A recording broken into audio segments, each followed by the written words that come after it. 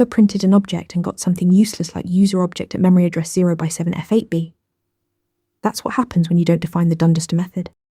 The Dunderster method returns a human-readable string representation of your object. It's one of Python's special methods that you define in your class. When implemented, it must return a string type. This string should describe your object in a way that's clear and useful to end users. Python automatically calls your Dunderster method whenever you use the stir function or the print function on an object.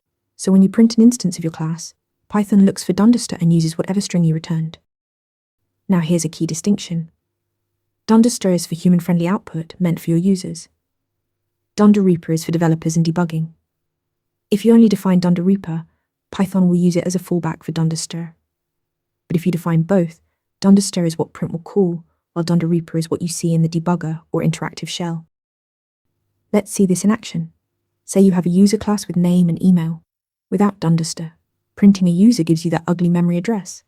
But when you define Dunderster to return something like user:Sarah, suddenly your output makes sense. You can format it however you want. Return just the name or the name and email or a full sentence. It's your object's public face. Bottom line, Dunderster gives your objects a human-friendly string representation that users actually want to see. Now go make your objects readable. Practice this question at interviewmentor.app. Want to get better at answering questions like this? With Interview Mentor, you practice real interview questions out loud. You get personalized feedback and a grade on every answer, and you can track your improvement over time.